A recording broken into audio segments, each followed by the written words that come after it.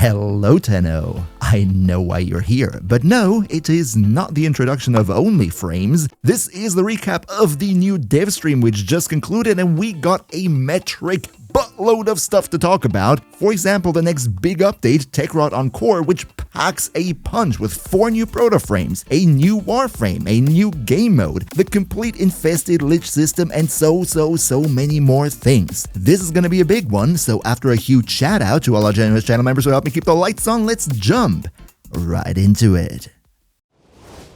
Okay, before we get into the big things, there's one thing I want to talk about regarding Tennocon in summer, and that is that, as they announced, there will be a full concert the Friday before Tennocon, and even though the Tennocon tickets themselves are already sold out, next week on Friday, they are going to launch a new batch of tickets, not for the Tennocon, but for the Tenno concert separately. So, in case you want to have some music and you want to go there check it out, this is a date to mark in your calendar. Unfortunately, I don't have any links right now. I'm going to take a look if I can find them after the stream and put them in the video description, but you're probably also going to find them yourself on the Warframe website. They also said that there will be a sort of watch party for the Tennocon for those people who didn't get to get a ticket in the nearby Hilton Hotel. I would assume they are referring to the Doubletree Hotel by Hilton, which is right around the corner from the convention center. Curious what they come up with the watch party there. And if you want to get involved with the cosplay or fan art part of Tennocon, then submissions are apparently open now for your cosplay or fan art until mid of June. Again, also here, if I can find a link, I'm going to provide in the video description down below. If not, you know how to use Google, and I'm sure you're gonna find out. Up next, let's talk about Warframe's 12th anniversary. That's right, Warframe officially launched in 2013, and since then, every year we have the anniversary celebration, and also this year we're gonna get a whole lot of free stuff, including every single anniversary item that has ever been in the game, and the new item for this year is the Daxlorus ephemera, I hope I pronounced that right, which is very cool because it has a certain distance from your Warframe's back and therefore very neatly fits right over the Dex Cyandana, which you can of course also get as part of one of these alerts. Heck, I don't even remember when the anniversary was. Anyway, next topic. There will be a guitar giveaway. Because the new Warframe is guitar themed, if you saw my last dev stream recap, they're gonna give away a guitar from one of the people from the band Periphery, which are also sort of involved with the creation of this Warframe. It's a Canadian band. I unfortunately do not know them, but if you're a fan, this could be a great thing. Also here, if I can find any links in post, I'm gonna post them in the video description. And before we jump into all the nitty-gritty right now, as always, it would be super duper awesome if you could maybe drop the video a like, because it helps big time with the YouTube algorithm. So cheers so much for your support. And now let's dive into all the bangers that will be delivered with the new update. Let's now talk about the biggest topic of them all, and that will be the upcoming new update, Techrot Encore, which will be released, they officially said it, on March 19th, and it's gonna pack a whole punch with so much stuff. I can kind of sort of see why they were not able to fit it all into the December update, because it is just mental. Let's go over it now, step by step. First of all, this update brings us 4 new Protoframes and therefore also the 4 accompanying new Gemini skins so that you can get them for yourselves. These Protoframes are Frost, who goes by the name Velemir in his Proto version, or as I like to call him, Geralt. We have Proto-Seren, who goes by the name Minerva, or as I like to call her, Jennifer. I mean, seriously, it can't just be me who sees the similarities here, right? We have Nova, who goes by the name Kaya Valesco, and of course the brand new Warframe Temple, and their real-life name is Flare, with Lizzie the speaking guitar. Yes, that's true, the guitar apparently has a character of its own. Now, first of all, when we saw Proto-Seren, I can tell you the chat was exploding until the very point when Rebecca said that the new Protoframes are unfortunately not going to be romanceable. Yep, sorry to shatter your dreams. If you want to leave the video right now, please don't forget to leave a like. But that also all has a reason, because these new Protoframes do have lore, they do have a background story, and each and every one of them has an own plotline in the in-game chatting system, just like the original Protoframes also have. So, in other words, if you like that system, there is a whole lot of background information and story to uncover. One thing they did tease, for example, is that Frost and Saren are apparently married. I'm telling you, this is a Witcher fanfic. And it just so happens that Major Rascala is their adoptive daughter and that they're sort of kind of trying to find out where she is and everything. We can see that mother and daughter seem to enjoy the same type of outfit. But anyway, so much for the Protoframes. They do not come alone though. In addition to the Protoframes, we also got an extension of the Helvania Mall to sort of accommodate the added team size. However, they will only be interactable after you've reached rank 4, or for some others rank 5 even, with the Hex Syndicate, so in case you haven't done that yet, you still have like 2 to 3 more weeks to level that up. Should be possible. And each and every one of the new Protoframe characters also has their own sort of thing that you can do when you talk to them.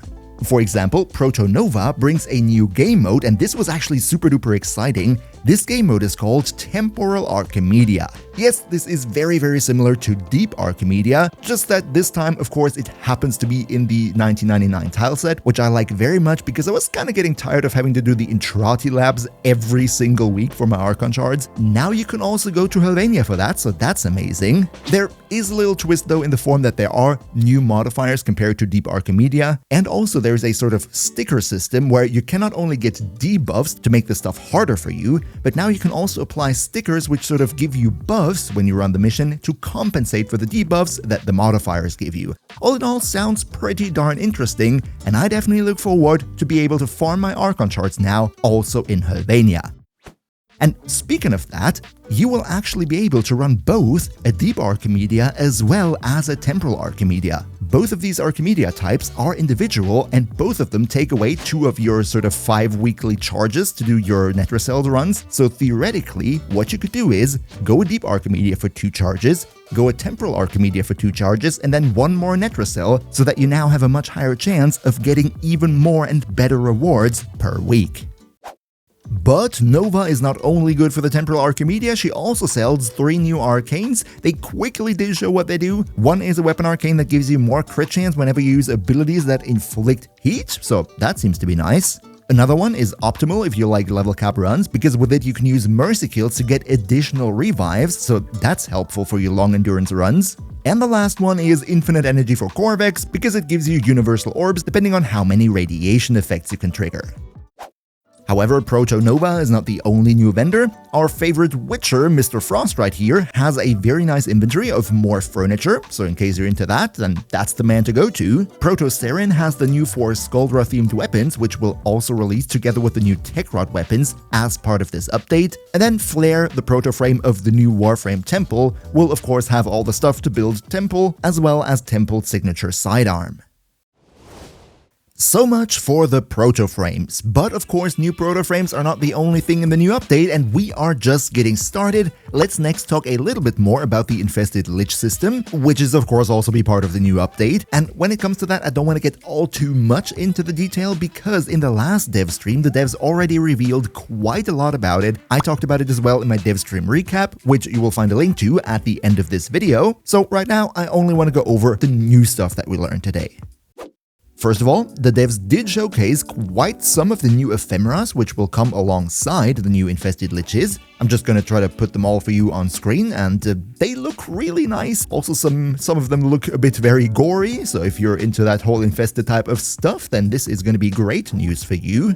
By the way, the Lich screen, which gives you all the information on the Liches and stuff, that can be accessed through the 1999 computer console, as you can see right here. And one little more detail here, the Infested Liches are not going to steal your stuff after the mission. So that's great, you can keep your Archon shards, you can keep your credits, it's all amazing. However, they will give you a visual debuff, so to speak, because they will give you a sort of infested cyst, kind of like the infestation that grows on your neck for pretty much every Warframe. And this cyst only goes away after you finish the Lich off. So, you know, the downside of having an infested Lich is simply visual, and that's probably stinging the most, I would say, right? If they take away our fashion frame, oh, we will be driven to get that Lich out as soon as possible. As I said, more infos on all the Infested Lich weapons and how to get them and yada yada yada in my last Devstream Recap.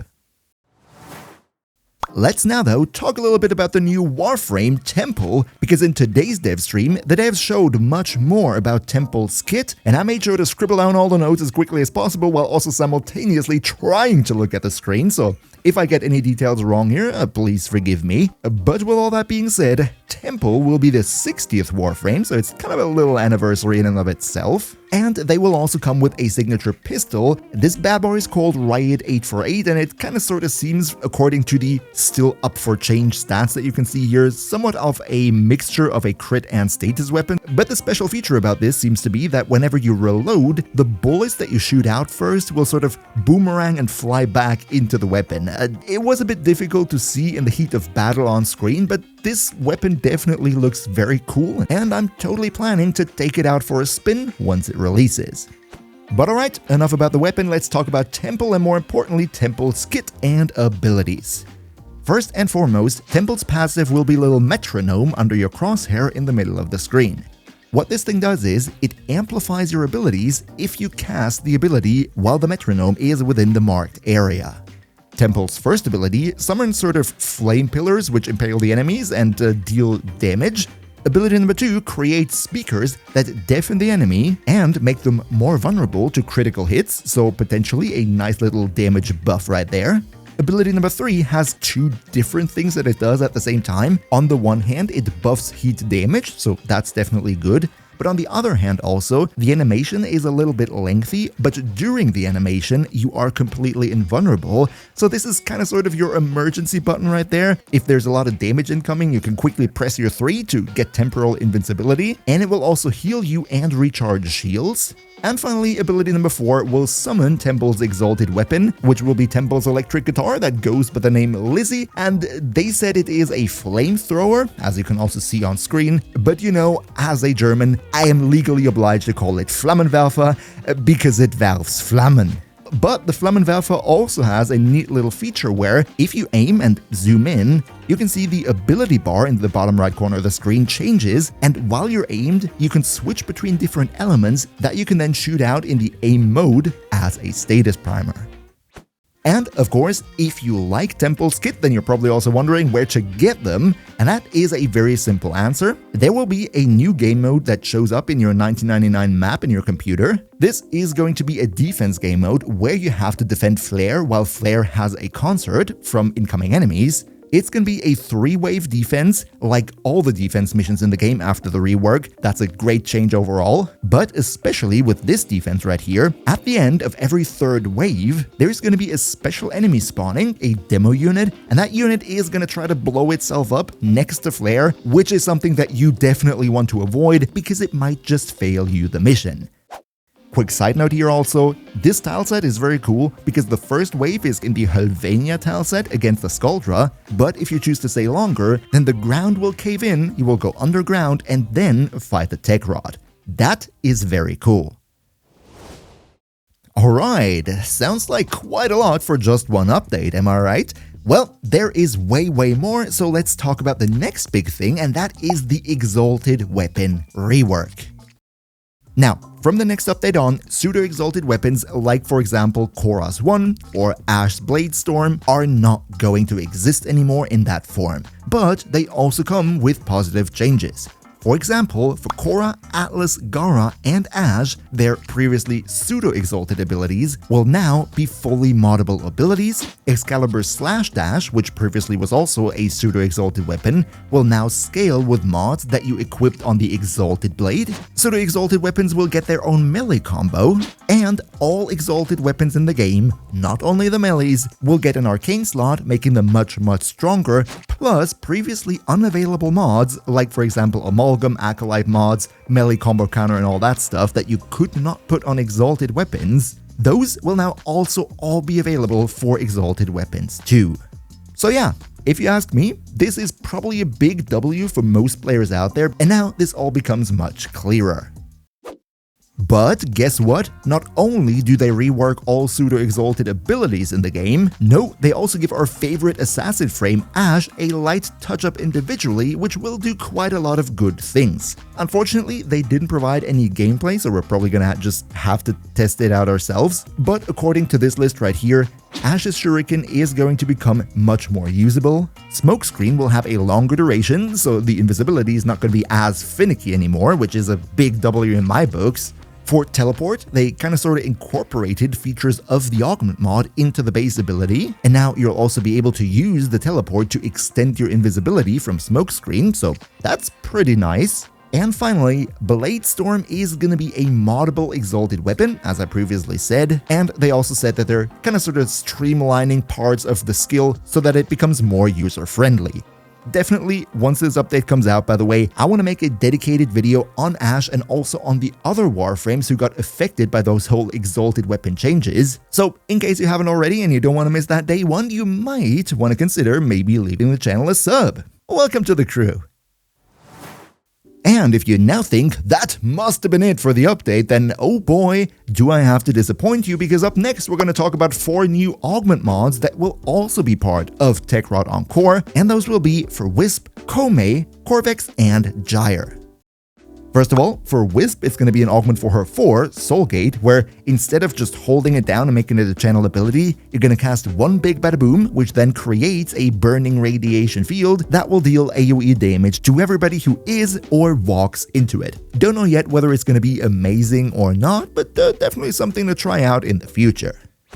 For Kome, this actually sounds very interesting, because if you've played her before, you know that the cooldown for this ability that gives you the Deviri decrease, that becomes relatively long as the mission goes on, and with this augment, you're gonna have the chance to reduce the cooldown whenever you take out an enemy with one of your weapons that is currently affected by Kome's passive. So that is a big W for her, I think.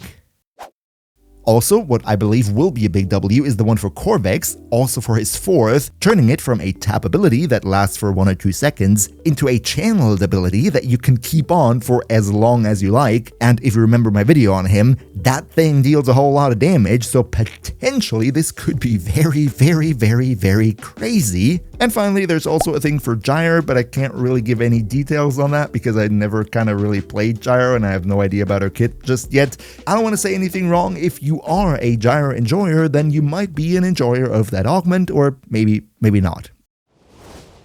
Up next, let's talk about Fashion Frame, because there will be a lot of new Fashion Frame options coming with the next update. For example, we just talked about her, a Gyre Deluxe skin, and let me tell you, whew, this thing looks really spicy. Maybe that's exactly what I need to finally get myself to play her a bit. But not just that, there's also going to be a whole new batch of Tennocon items, so if you like the bling as much as I do, then this is great news for you. But that's still not it, because we get a fun new little minigame which I think I'm gonna spend way too much time on, and that's called Ollie's Crash Course. It is an arcade game in the Helvania Mall, and it's basically the Rainbow Road from Super Mario Kart. Let's not play pretend here.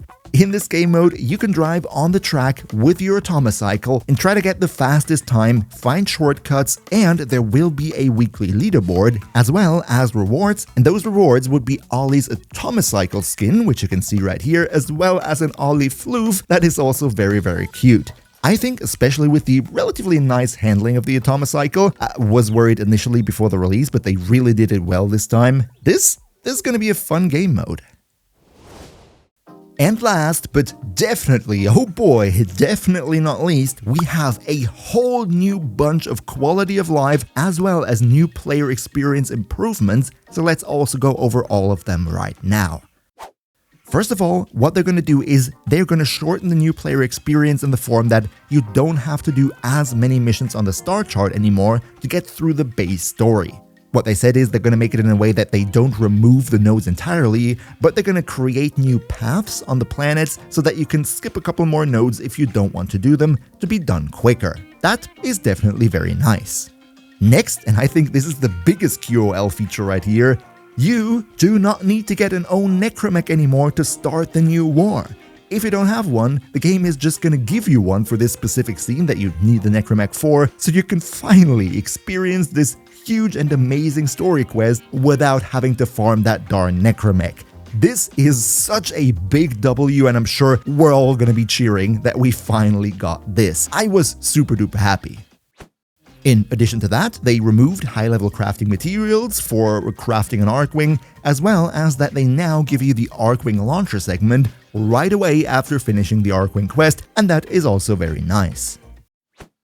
So much for the new player part. As for the quality of life, there's also quite something coming in. First of all, if you are a Captura artist, or maybe a YouTuber who likes to get green-screened images of their Warframes for their thumbnails, whoever would do that, Captura is gonna get some quality of life improvements. They didn't show anything on stream, but they did say that you'll be able to remove weapons out of the Warframe's hands individually and remove companions out of the shot and stuff like that, so that sounds really good. Next, they will give us a whole bunch of in-detailed options to tweak our audio and our volume levels. This is how it will look in the options menu, and for all of you who like to tweak their sound options a little bit more, this is going to be a big W. However, for everybody who likes to buy bundles in the Warframe market for Platinum, and they very specifically stated this only applies to Platinum bundles, now they finally made it that if you already own parts of the stuff that is in the bundle, then the overall price of the bundle will be reduced, so you're not forced to buy stuff 2 times anymore for the full price. If I'm not mistaken, people have been asking for this for a long time, so it's very good that they finally made it happen. As for the rest, I think the video is already long enough, so I'm not gonna yap on about every single point here. You can read it for yourself. And also, as always, there is gonna be a dev workshop post in the Warframe forums where you can read up on all the changes about not only the quality of life to get all the details you might have missed on stream. And just in case you missed my last Devstream recap where we were talking more about the whole Technocide Coda system, the Infested Liches, all the Infested Lich weapons, how the whole system is gonna work, this video is right here. Check it out now if you haven't already. Another massive shout out to Niels V, Demon Lord Zell, Demon Emperor, Emperor Prime, Nost Linux Gaming, Turtlepeer, Lyca Chapbird, Undercarnio2, Pepperwolf, Mihawky, Yagis, Hokey Hunter, and all other generous channel members for your continuous support. We see each other hopefully in the next one. Have a great weekend, and bye bye.